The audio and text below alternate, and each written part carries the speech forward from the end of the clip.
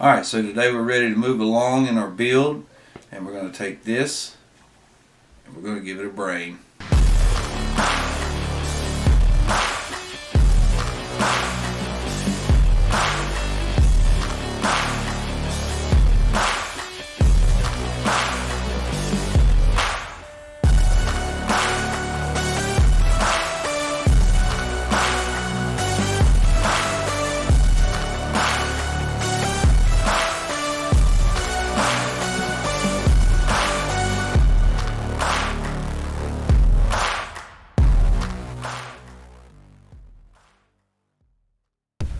Alright, so before we get started, I want to make sure that I've got a working flight controller.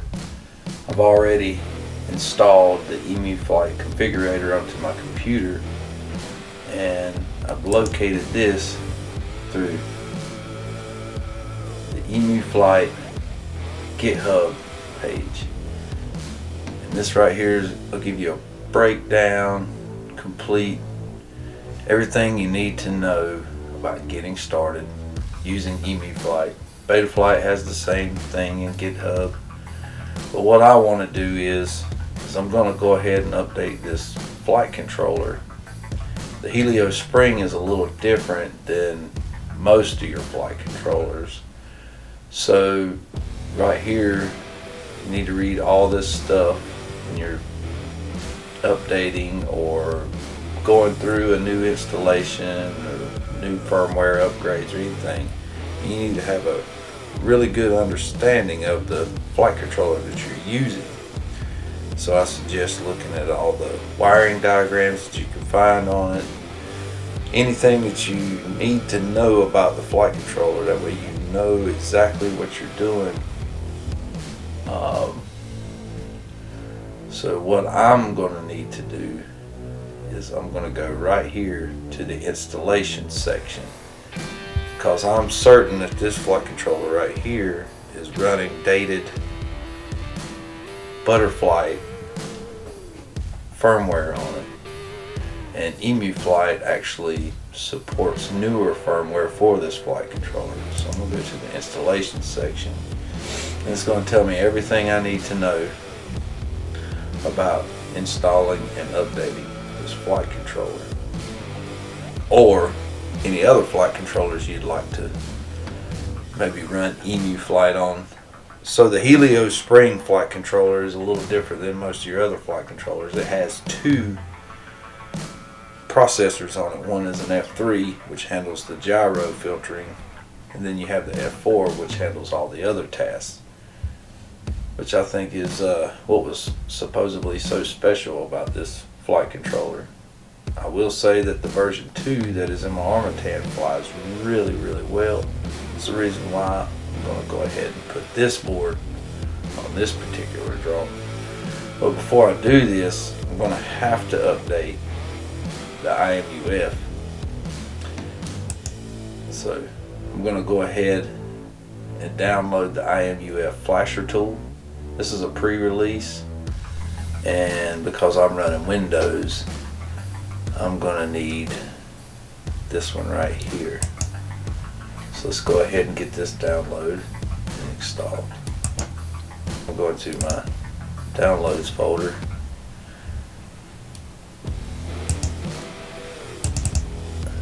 And right there it is.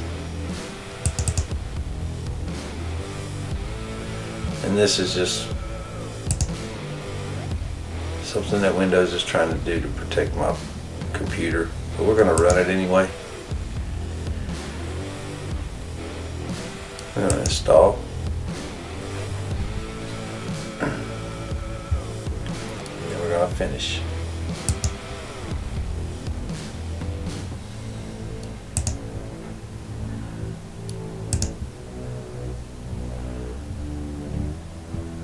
So now it wants me to connect the compatible flight controller.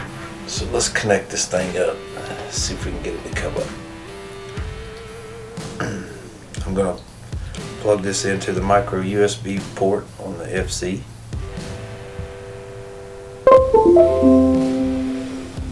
And I think it's detected my flight controller.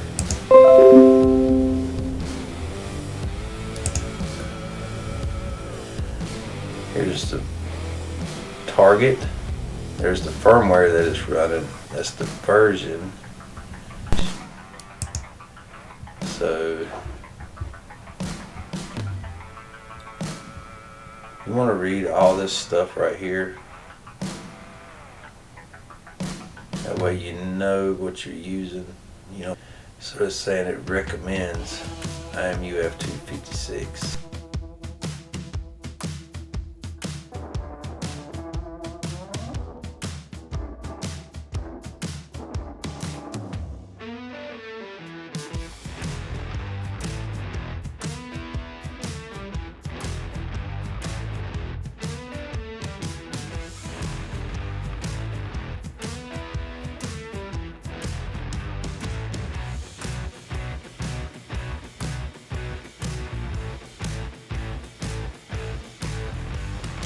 See, it's still running. It's showing us running the butterfly firmware,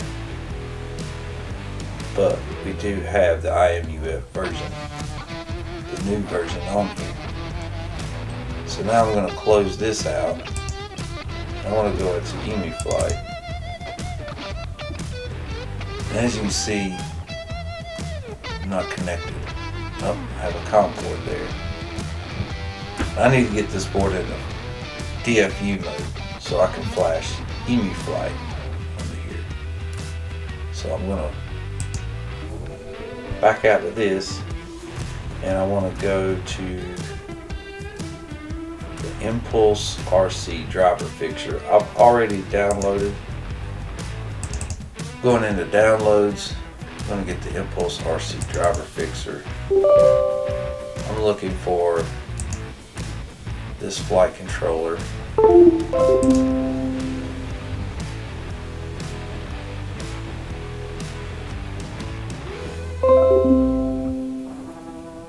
Alright, let's see, it already has it ready to go.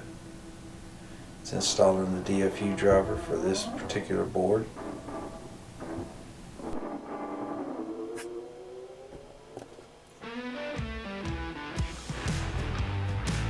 And there we have it, success. The drivers are fixed. So now we'll open emuflight back up, and there we see we're in DFU mode. So now we can move along with flashing this board with firmware. So we want to go into the firmware flasher. I don't think I want any unstable releases. We do want a full chip erase. So now we get to select the board. emuflight offers support for a long list of boards. A lot of flight controllers, so you may be able to find yours here and run emuflight if you'd like to. And we want the Heliospring. So there's the latest version. So now we have it. We're going to load firmware online.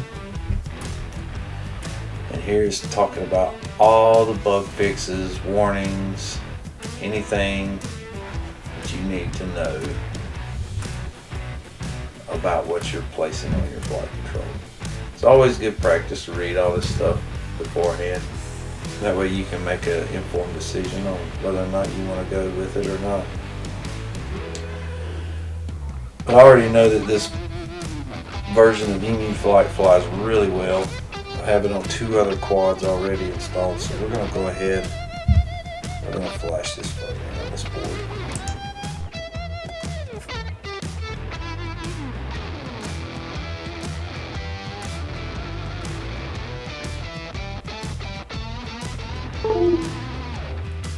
And there we have it.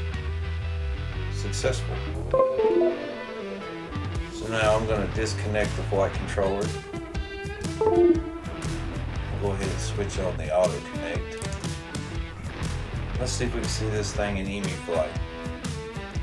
I always want to make sure before I ever do any soldering or installing a board into a drone that I do have a working flight controller.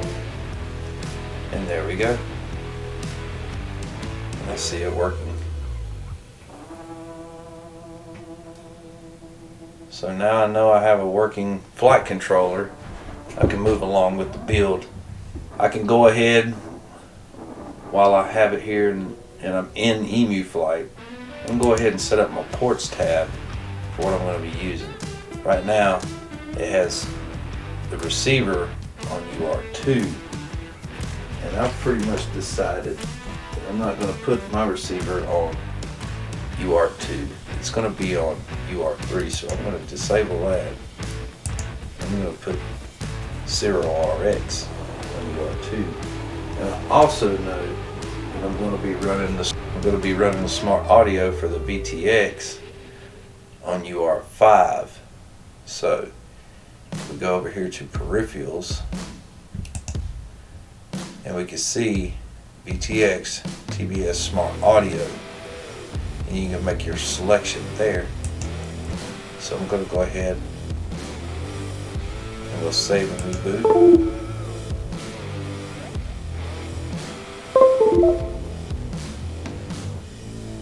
And let's have a look and see if it saved my changes. And there they are. So now that's set up and ready to go. We'll get into the configuration and all this stuff later on once we get everything installed and put together on the drone. So now let's move forward with getting this thing installed on the drone. So what I'm gonna have to do is I've got to create me a connector that's going to be able to go from the speed controller to the flight controller. I didn't want to cut any wires and solder them together or anything like that. I wanted to use a decent length of wire. That way I got a good solid connection from here to there. And I also want to be able to run the wires underneath the speed controller, underneath the flight controller, and then connect it around like this. And the reason why I'm mounting it in this orientation is so I'll have room to be able to connect up my USB micro right here without having to, undo the arm or anything of that nature. And the wires that were originally with this speed controller or flight controller, the way my nephew had it wired up, they were just like really short, so they wasn't never going to make it. I didn't want to have to splice these, so it's always good to, if you're buying a lot of this stuff, is to keep all your wires and things and just put them to the side because they come in handy one day. But what I'm doing is I've actually found some decent length of wires, and I'm just going back in and I'm removing these wires from out of this JST connector and attaching some longer wires that actually have the ends still on. I'm not even concerning myself with the motors, the motor wires. As long as I know I got the power and the ground in the correct place, I'm going to fix all this, the motor mapping, in the GUI once I get to that point. So this is all I'm doing. So I'm just taking something sharp. X-Acto knife works really good, and I'm just removing these little short wires by lifting this little tab. These things break real easy, so just kind of pick it up a little bit, and then you're able to just pull the wire right out. And then you can take your new wire and just slip it right in. And that makes for a good solid connection.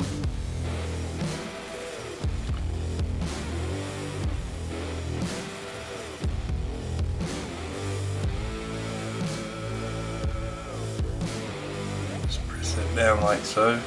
It's in there. Just give it a little tug, make sure it's in there solid.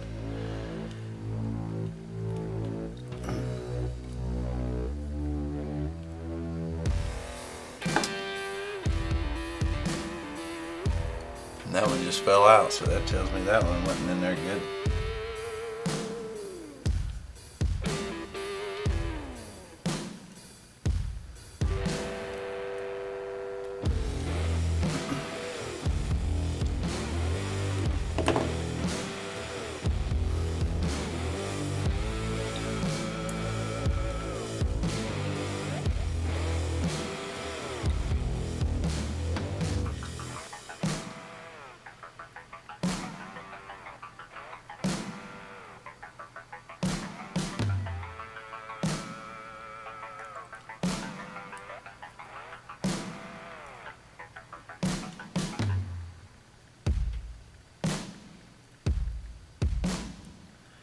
Had one wire that wasn't quite as long as the rest.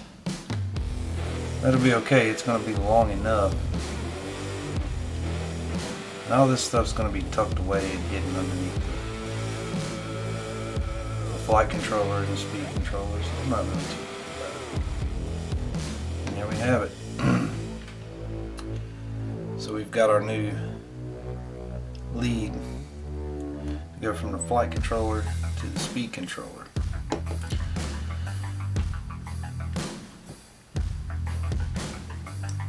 So now I need to decide on what receiver I'm going to be using.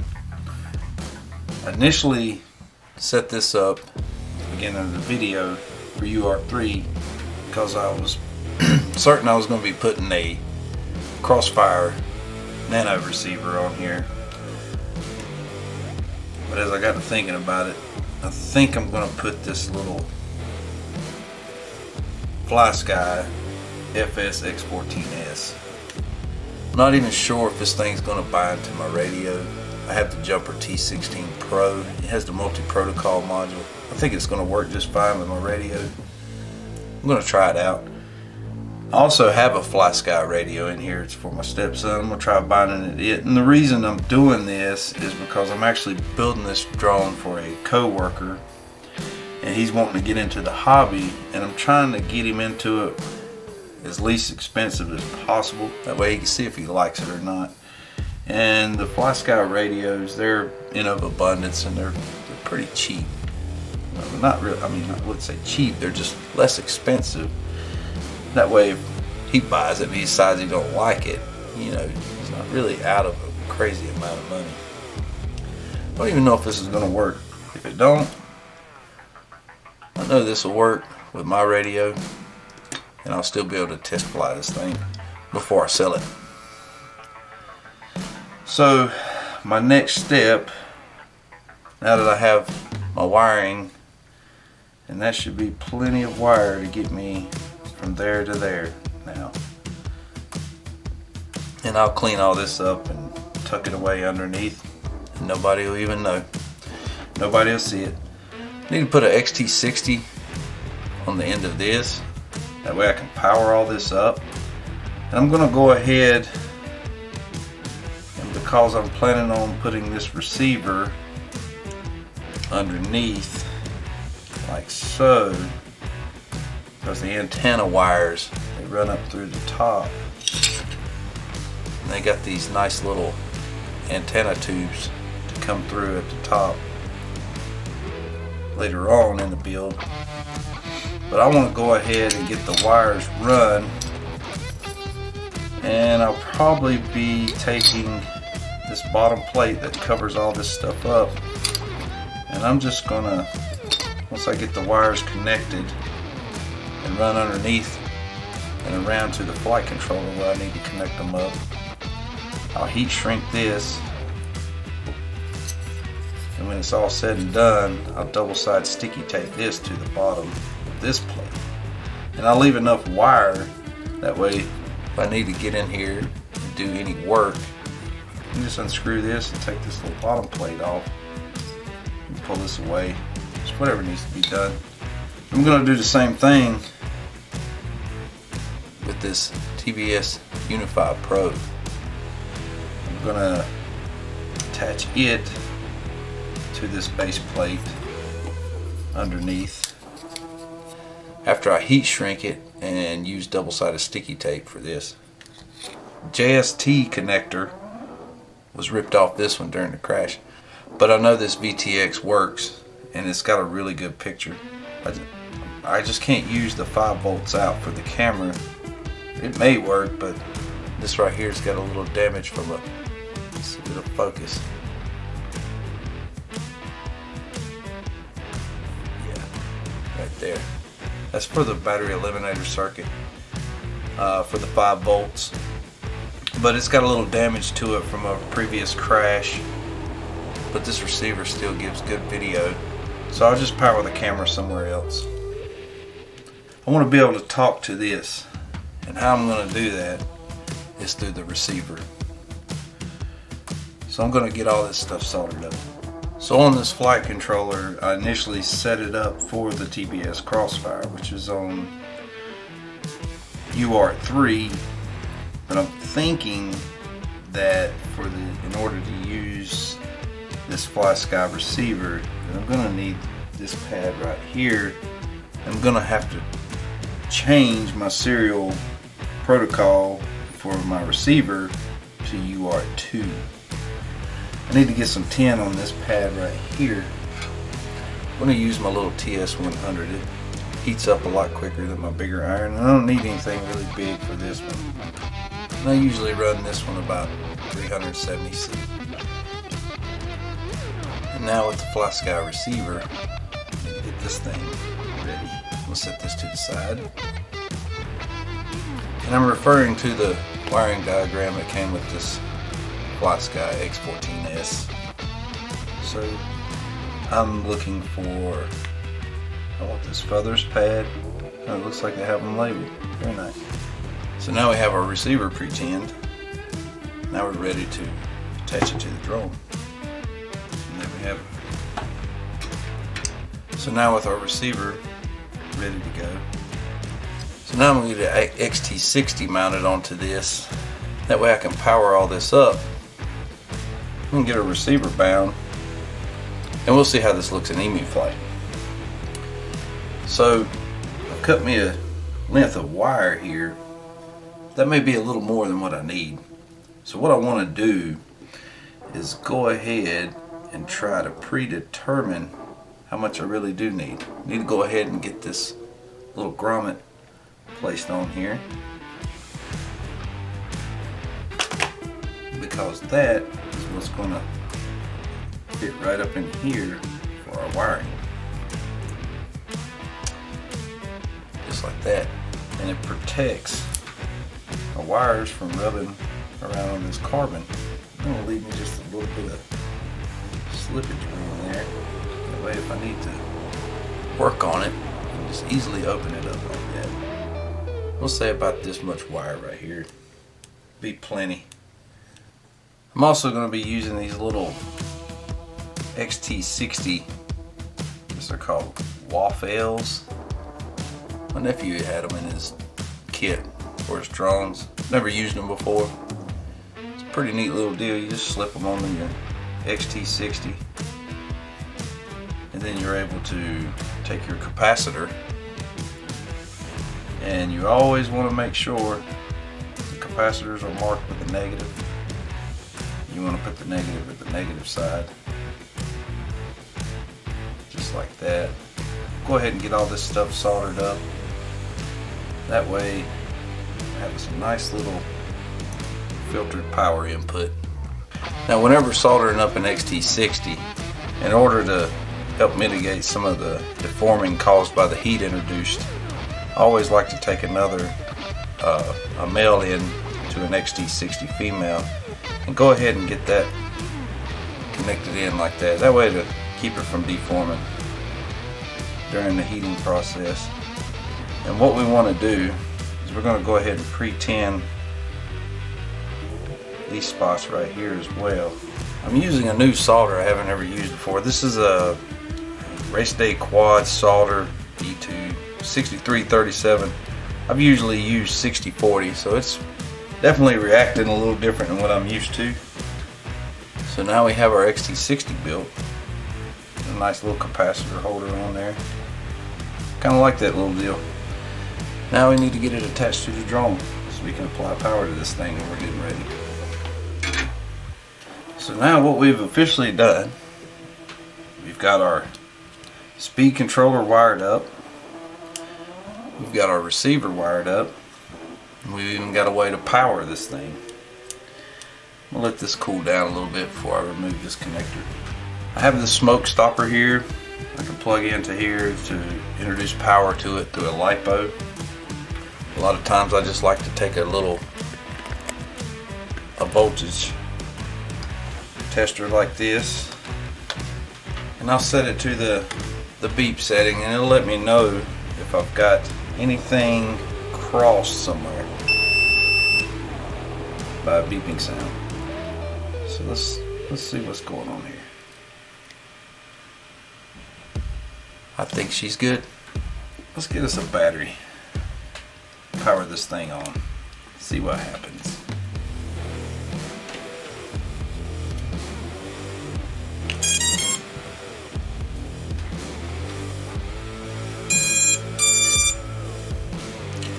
And there we have it. For too long we'll have us a flying drone. I'm certain of it. So now what I need to do is get this receiver bound to my radio. I ain't even 100% sure that it will bind to my radio. We're gonna give it a shot. So I've already went in this radio and I've created a drone, and I'm gonna go right here to model. I'm gonna scroll down here. I'm going to be using the internal module that's built inside this radio. It's an internal multi-module. And what I want to select for the module is Flysky 2A PWM iBus. Alright, so now the task of trying to hold this button and power up this receiver at the same time. So I'm just going to hold this button down, and I'm going to put power onto the drone.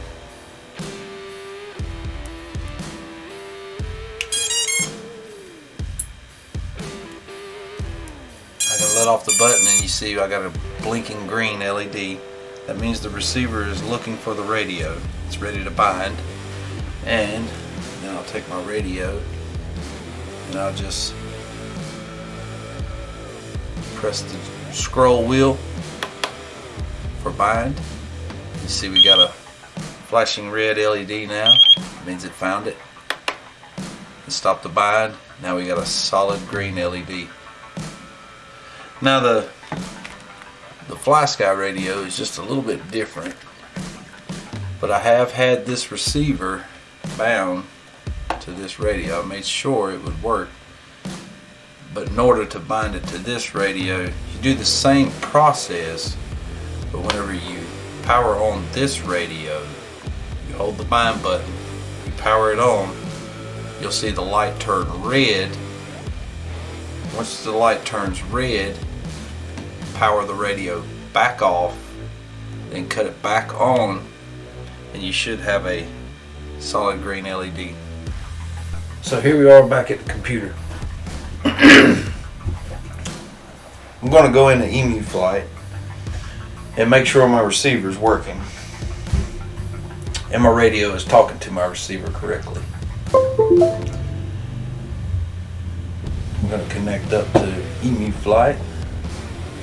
So earlier on in the video I selected UART3 as a port for my receiver. I went ahead and changed that to UART2 for serial RX. Also went into the configuration tab, went ahead and selected motor direction reverse. I'm going to be running reverse props on this drone. I'm not going to mess with anything else at the moment. All I'm concerned about is the receiver. And in the receiver tab, I've selected serial based receiver, S-Bus, and I've also selected S-Bus down here as well, and saved and rebooted it. And now when I go into the receiver tab, we'll power on my radio and we'll see if the radio is talking to the receiver. And it sure is. So you can see the quads flipping out down here. And what it looks like is the channel mapping is all wrong in my radio. So I'm going to have to correct that.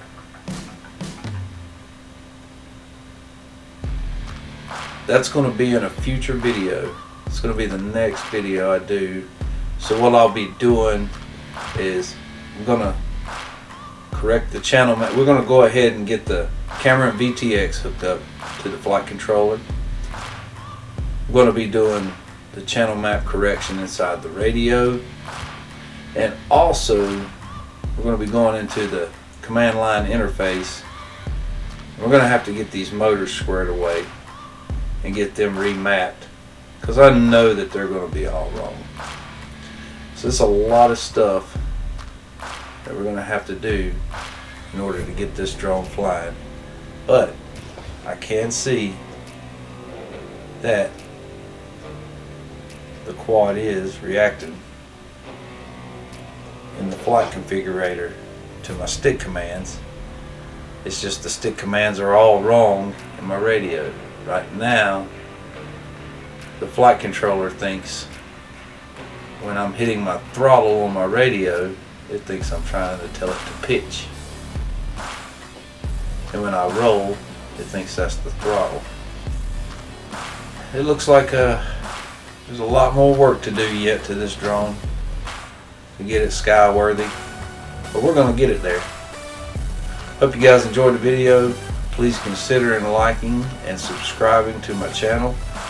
There's plenty more to come and plenty more future build videos planned already. This is your poor boy. Peace out.